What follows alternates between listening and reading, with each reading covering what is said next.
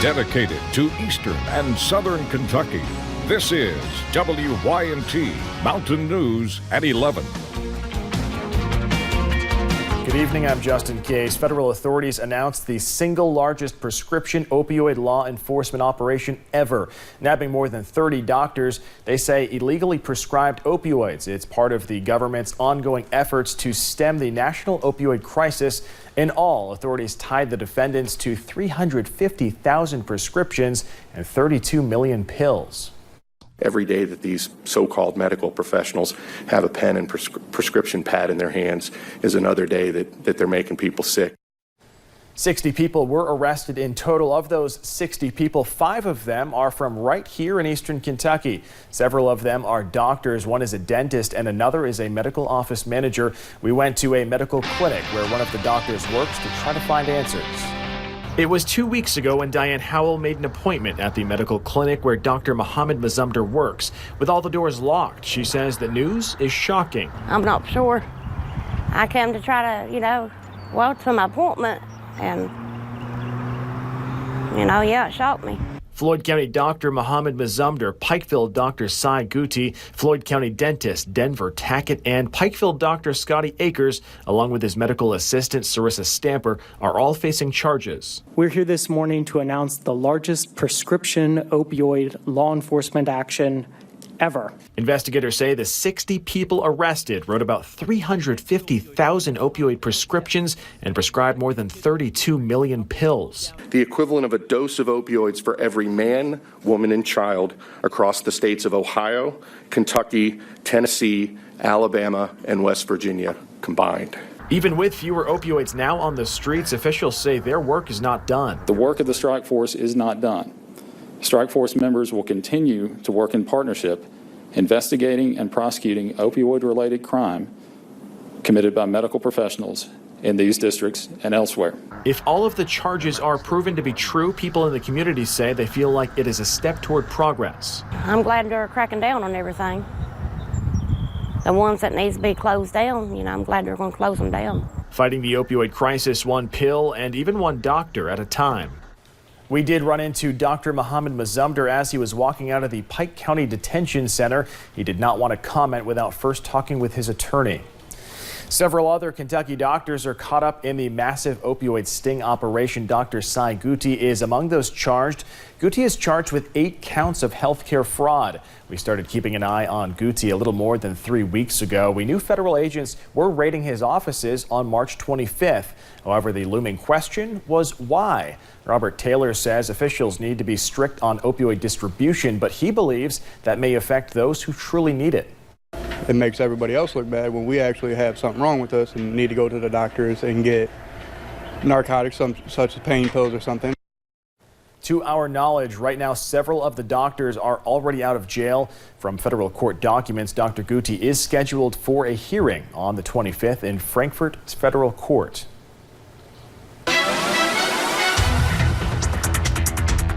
And we've seen a mixture of those sun and clouds throughout the day. We really saw those mostly cloudy skies move in a little bit earlier this evening. You'll notice that here. So we take a look at satellite and radar over the past few hours. Now we have seen some of those clouds get out of here, but they were a little bit thicker earlier this evening. Temperatures are still pretty warm, especially where those clouds are still set up. We're still seeing those lower 70s into Jackson and Prestonsburg, 61 Hazard, 65 down into London, and a warm 70 over into Lexington and Richmond. As we head throughout the rest of those overnight hours, those clouds will continue to keep us warm. We'll see those partly to mostly cloudy skies. Temperatures only dropping into the upper 50s to lower 60s.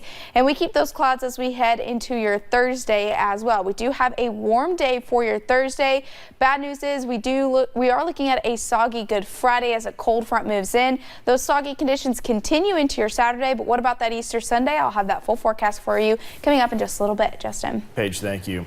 The Perry County Sheriff's Office tracked down a shooting suspect today. You'll remember WYMT first reported on a shooting in the Christopher community last Friday. 42-year-old Brian Smith of Hazard was found with multiple gunshot wounds. Officials had to airlift him to Pikeville Medical Center. Today, deputies say they arrested the shooter, James Reed III. He's being held in the Kentucky River Regional Jail. As part of a Broken World unit, Redbird Christian high schoolers learn to tackle social issues much like addiction in Appalachia. A classroom debate of whether addiction is considered a choice or a disease led to a student-run campaign. It is called 2019 Redbird Road, ROAD, which stands for Resist Opioid Access and Dependency. Students wrote letters filled with concern and pain to send to political, medical, and legal leaders. While flipping through each one, kids expressed their classmates' letters were hard to read. Families being torn apart, to parents leaving and people throwing them away like they're nothing because the drugs have become such a problem in their life and they become the main priority over their kids. As part of the 2019 Road campaign, students plan to host a candlelight vigil for anyone affected by substance abuse at the Redbird Christian School track. People tearing down an old home in Lincoln County made an amazing discovery. A log cabin was discovered inside after crews were tearing down an old abandoned home in Stanford in danger of collapsing. That log cabin is believed to be at least 160 years old. UK archaeologists believe the log cabin was built in the 1840s, probably built before the Civil War. It is also near one of Kentucky's original settlements, Fort Logan. Archaeologists want more researchers to look into the log cabin and figure out what else may be there and nearby areas. The University of Kentucky is teaming up with one of Kentucky's largest bourbon makers to educate the next generation of distillers.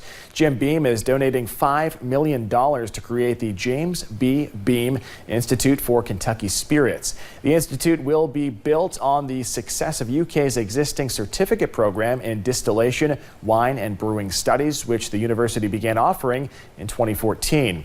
Institute Director Seth DeBolt says Beam's gift will support Kentucky's booming bourbon industry with research and education for decades to come.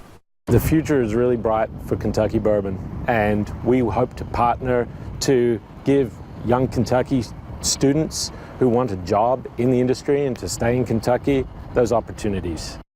The $5 million donation is parent company Beam Suntory's largest philanthropic or educational gift in the company's history. $100,000 are on the way to a new facility in Clay County.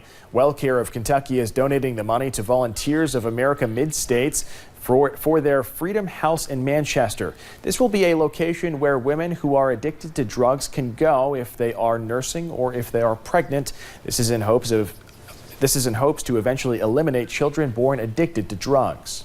It's also important because they're going to be able to keep their children. Their children are going to be born into a home where they get to be with their parent. It's not broken. They get the opportunity to grow up with a wonderful maternal figure in their life and not wonder what it's like and where my mommy is. I think that's extremely important.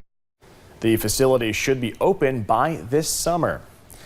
Students and staff in Cumberland started a project to help fill student needs outside of the classroom. Staff at the Southeast Kentucky Community and Technical College started a project back in February and still have donations rolling in. The project is a care closet where students can go if they forget something or if they have a need like food or an umbrella or an outfit for interviews, helping fill situational needs in the school. We teach them academically, but they also need help inside and outside the classroom. Staff say anyone who wants to start a similar project can contact Kathy Diddy at the Cumberland campus. With the loss of their 4-year-old son, the parents of Marco Shemwell helped save other lives by choosing to donate his organs. Marco's final gift received a show of support at the University of Kentucky Medical Center. Doctors, nurses, and hospital staff lined the halls. It was the first honor walk at UK. Across the country, the procession has been a sign of thanks for organ donors. Miranda Combs sat down with Marco's parents, who say their little boy, who loved Batman, was a superhero for someone else. How hard would it be to stand in a crowd and watch your wife speak about your little boy in the past tense? So many people felt compelled to share with us stories and memories about Marco. Marco Shimwell had just turned 4 when an 18-year-old former UK student hit Marco with his car during a UK football game last September. Shortly after Marco was admitted to PICU, we knew that his injuries were not survivable. But they also knew Marco had a lot of life left. Was it a hard decision? Yes. And I just remember telling her that, like, right now, as the boy's father, respect for him and our family, I just don't know that I can sit here and watch him continue to suffer. We immediately realized that even though he was young, So the Shimwells did something no parent would even want to think about. They gave the okay to donate Marco's organs. whenever we opened those doors and walked from the PICU to the OR with Marco, it was fitting. It was humbling and it was emotional and it was very fitting for such a special little guy. They were our first honor walk. Staff, family, friends lined the halls of UK in respectful silence as Marco passed them for the last time. We didn't know that that was going to happen. This was like really early on a Wednesday morning with people having to work the next day. It was such an overwhelming display of love and support for us and for the sacrifice that we were getting ready to make. Not long after Marco's impromptu honor walk, hospitals across the nation started honoring organ donors with silent thanks to a person with one more thing to give. The families brought this idea to us and said, we've seen this, can we have this for our family member too?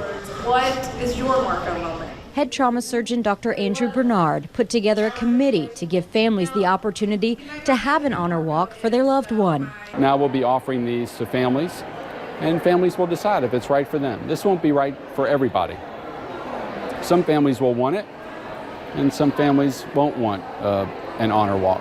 For some, it's just too much. Even the staff, those that have been by their side, just can't take saying a formal goodbye. It's tough. When you're a caregiver taking care of a patient who's dying or has died, it's very impactful on the caregiver. Obviously, not to mention the family. But some staff, as much as they would want to participate, and if that was comforting for the family, would struggle with it. But maybe the struggle is comforted by standing in a room full of donor recipients, those that are living from loss. So we know that it was an older lady that likes to garden and that received, I guess, the kidneys and pancreas. The Shimwells don't want to know more, at least right now. Knowing their own superhero saved others is enough for them. Miranda Combs, WYMT Mountain News.